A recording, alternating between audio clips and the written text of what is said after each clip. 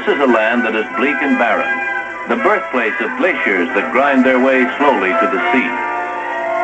The Arctic spring thaws the ice and snow and brings an awakening.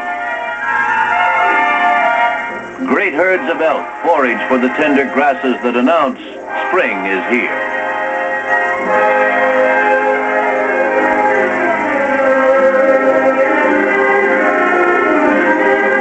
Spring also brings a prospector to this lonely land, hoping that this time he'll find gold. The invasion by this stranger disturbs some of the local natives, but the polar bear is unconcerned.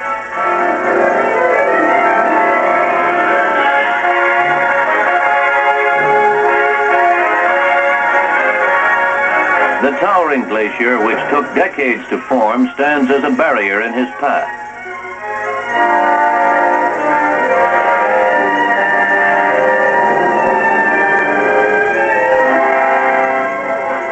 Great chunks weighing many tons break off from the face of the glacier to become huge icebergs.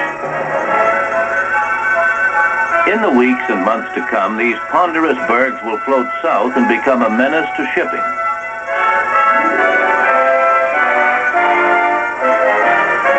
The breaking up of the glacier hardly disturbs the seals or the polar bear, because the roar means the end of winter's hardships.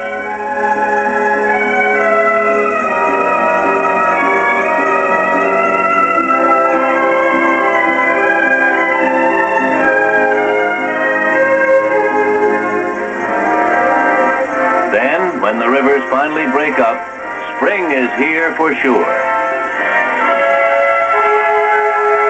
Inland, the softened ground gives way, sending snow avalanches roaring down the mountainside, frightening half to death two mischievous brothers who had wandered away from Mama Bruin's watchful eye. Instinct guides them out of danger.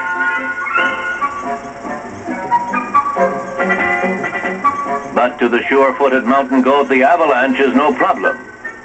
Out of danger, they begin a search for food. A herd of seals distracts them from thoughts of food. To the Bruins, these were strange animals, but there was no reason why they couldn't become friends. But Mama thought differently, Junior.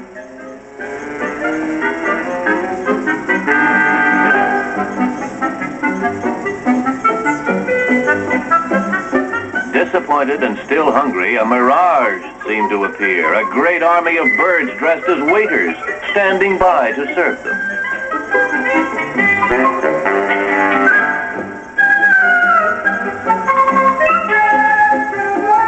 Shaking off the strange sight, they find themselves further inland where food would be easier to find, the scenery more familiar, and perhaps friends.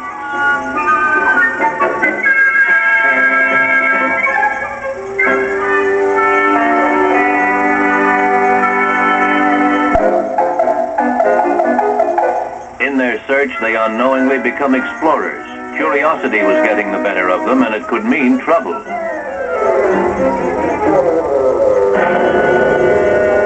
Trouble?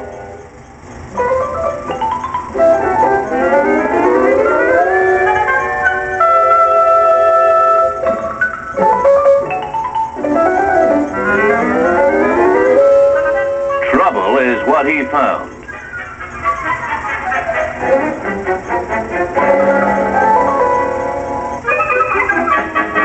A swim across the lake might wash out unpleasant memories of that skunk.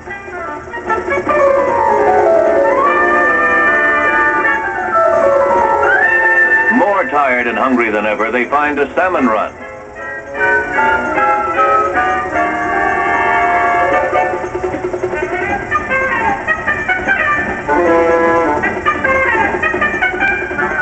Bears are great fishermen, but the cubs haven't learned to paw them to the bank. However, he can brag about the ones that got away. But his level-headed brother finds a berry in the hand is worth 2 fish in a brook. It's unbelievable, but like in a fairy tale, destiny brings the prospector and the Bruins together. Starved, they don't wait for an invitation. The cubs have found their treasure, food.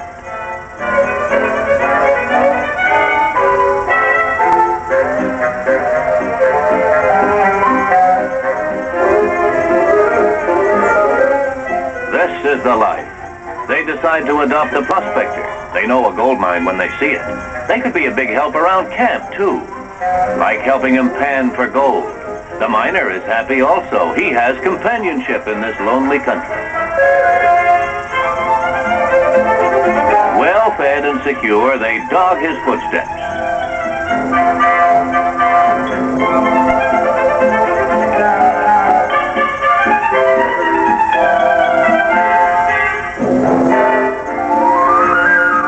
But they just can't keep out of mischief.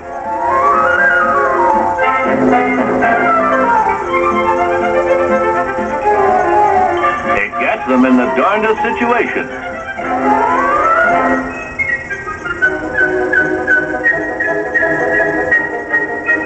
Then the strangest thing happens.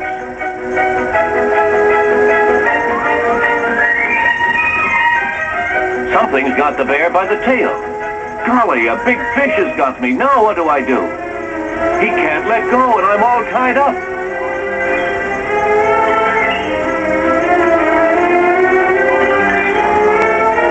He sends his brother for help while the tug of war goes on.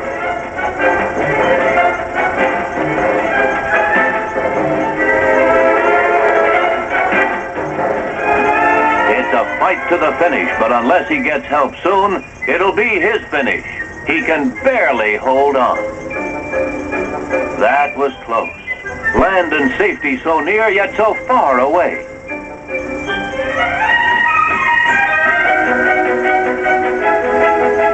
Will help never come?